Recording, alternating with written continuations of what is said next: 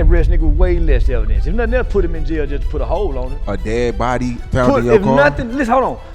If they find a dead body in me and your car, and this is our car, do you think they'll let me and you stay out like long? They got all, so think about this. If they got all this information on him dating a minor, an underage kid, and she look like a white girl, mixed girl, what nigga they let just stay free like this?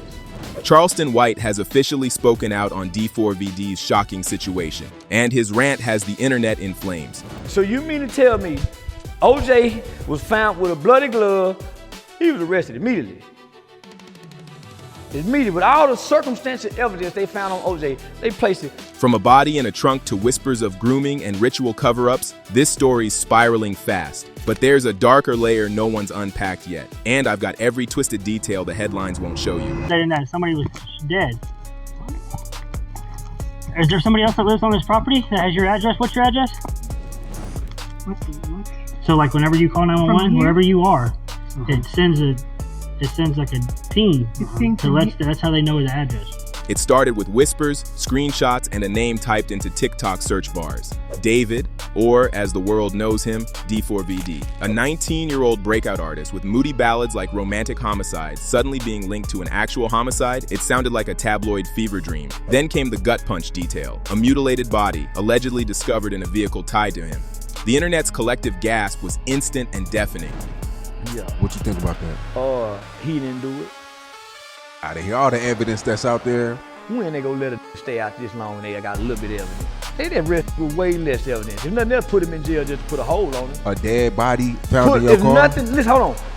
If they find a dead body in me and your car, and this is our car, do you think they'll let me and you stay out like long? They got all, so think about this. If they got all this information on him dating a minor, an underage kid, and she look like a white girl, mixed girl, what nigga they let just stay free like this? We already claim about injustices. You don't think, like we see in all the first 48 and crime units victims, they would find some kind of reason to hold him and keep him, make sure he don't do nothing to flee? They're not, no arrest. They got all this evidence that points to say he did it. He done sliced the body up because the body was butchered. So that means somewhere there's a location where there's been blood, where they cut the lights. They got all this, no arrest? Y'all really think he done this and everything points at him? That's why you can't go with this. If everything points at him, why hadn't they made no arrest when we see him get arrested with less evidence? With less evidence, circumstantial evidence they go to trial with. So they got all this physical evidence in his car, his girlfriend. True crime sleuths on Reddit and Discord began stitching together photos, tweets, and lyrics, spinning a narrative of a dark, foreshadowed crime. One clip in particular, of D4vd cleaning shoes on camera, became Exhibit A for the TikTok jury, with fans and haters alike insisting they were witnessing evidence being destroyed live. And yet, despite the grotesque speculation, no arrest. The dissonance between the gravity of the accusations and the lack of legal movement became its own scandal. If this were anyone else, especially a black artist, wouldn't he already be in handcuffs? Posters asked. This is the backdrop Charleston White walked into, a social media inferno already primed to burn. Fight Club with Tyler Durden, and he would commit the crimes that I would have to solve as the detective. So like when I was as the detective, I'd be like solving murders that I'm committing myself. When Charleston White speaks, the internet stops scrolling. Known for his no-filter rants about race, crime, and hypocrisy, he entered the D4vd discourse like gasoline on a grease fire. In a clip that instantly went viral, Charleston declared flat out, "He didn't do it, out of here." He dismantled the narrative point by point. If a dead body was really found in D4vd's car, why wasn't he arrested immediately? Why weren't at least sex charges filed to hold him while police investigated? In Charleston's world, the very lack of arrest was proof of innocence. "You think they'd let a black man walk this free in America?" he asked, eyes wide with incredulity.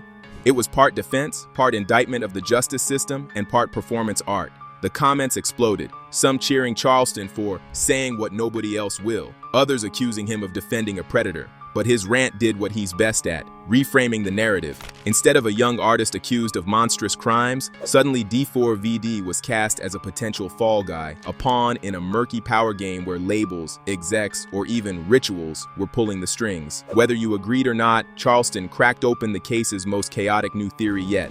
Hold up, before we dive deeper into this chaos, hit that like button if you're still following this rabbit hole. Because trust me, we're not even halfway to the wildest part yet. And what Charleston says next changes everything. You tripping? I ain't tripping. Nah, you tripping.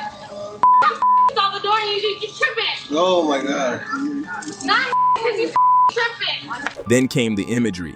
The eerie coincidences that made even skeptics shiver. Matching tattoos allegedly shared between D4vd and the victim. Lyrics from Romantic Homicide and other tracks that, in hindsight, read like premonitions of violence. Clips of him playing an evil alter ego online. Stories about spirits, rituals, and muse-like obsessions with women who resemble the victim. Internet detectives dug back years into his content, convinced they were uncovering proof of something darker than a mere crime. Maybe even a ritual murder playing out in real time. This is where Charleston White's commentary gained its strangest edge. He didn't shy away from the ritual talk. He leaned into it, suggesting that if anything supernatural or conspiratorial was happening, D4vd might not be the architect but the vessel. This boy hosting spirits, one TikTok caption quoted Charleston. This is energy harvesting live. Suddenly, the case stopped being just about a body in a trunk and became a full-blown mythology. Demonic influences, music industry puppeteers, and an artist who may have foreshadowed his own destruction. Whether you believe it or not, it's a narrative powerful enough to drown out facts, and that's exactly what's happening right now. Yo, wait. Oh, look at answer that one. That's so mean if you don't answer. Which one? What's good, David? Big fan, big spam. Yo, thank you, Mitochondria. I gotta stop with him if you even. We need to delete this. Maz, can we delete all VODs? And then as soon as the stream ends, delete the stream too? This is where the whole saga veers from tragic to surreal. The public keeps asking one question. Why hasn't D4vd been arrested? The police have reportedly searched his home for hours, combed through his devices, and gathered a mountain of online content, but days turned into weeks with no charges filed. For the internet, that delay became an indictment of the justice system. For Charleston White, it was vindication. In his viral rant, he hammered this point like a preacher with a megaphone. They got black men locked up for less every day, he shouted. You think they got a chopped up body and underage sex evidence and still let him walk? Nah, that don't happen in America. His words hit a nerve, reframing the debate as more than just a murder mystery, but a racial double standard, a conspiracy of silence, or maybe both. Some viewers argued that the slow pace simply reflected the scale of evidence to review, not innocence. Others suspected something far darker, whispering about industry protection, ritual cover-ups, and elite handlers shielding D4vd from consequences. The deeper the police stayed quiet, the louder the internet roared. In the court of public opinion, silence isn't neutrality. It's proof of something bigger. Yo, what's good, bro? You're a big streamer. You was just with Kaizen and Drake last week, bro. Yeah, I was with Kaizen. Hey, listen, did you hear about the David case? Yo. The singer. David with the slat in the back trunk. He was the bodyguard for him. I helped him bury her. It's crazy. Oh, no. Yo, no. Hell no. Yo, bro. By this point, the story stopped being about one young artist and a dead girl. It became about an entire industry's murky underbelly. TikTok and YouTube creators started spinning theories about D4vd being a runner for music executives who prey on minors, echoing Charleston White's explosive claim, somebody got to go get the kids, like Manson used to do. In this framing, D4vd isn't the mastermind, but the errand boy, the fall guy, or even the scapegoat for a ritualistic machine far larger than him. Listen to Claro, listen to Levy.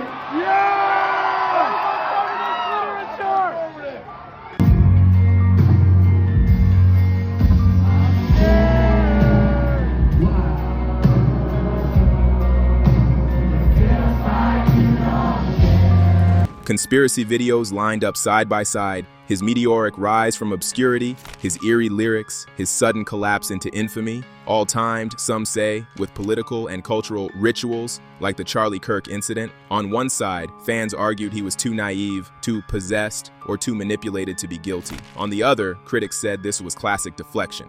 blaming the industry to avoid facing an obvious killer. Either way, the public now saw D4vd not as an individual, but as a symbol of exploitation, of race and power, of the internet's obsession with making every tragedy into a TikTok miniseries. Whether victim, villain, or pawn, he's no longer in control of his own story. Oh yeah, no, they actually found a dead body in his trunk. Back up. What do you mean one of my favorite music artists, the guy that wrote Romantic Homicide, might have actually committed homicide? This is what did I wake up to?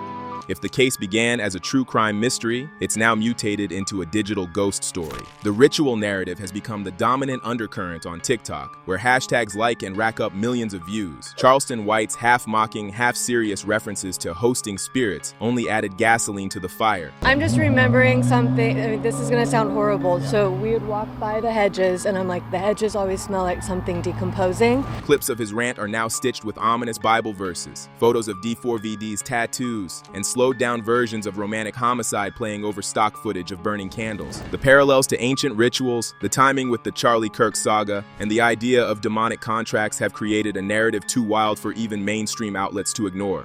The danger, of course, is that facts and speculation are no longer separable. Every coincidence becomes evidence, every lyric a confession, every silence a cover-up. But that's exactly why this story has gone viral. It's not just a murder investigation, it's a living internet myth. And Charleston White, intentionally or not, has become its loudest prophet. So what do you think? Is Charleston White exposing something real or just fueling another internet ritual? Drop your take in the comments because this story's not done unfolding. And don't forget, like, subscribe, and stay locked in for the next deep dive.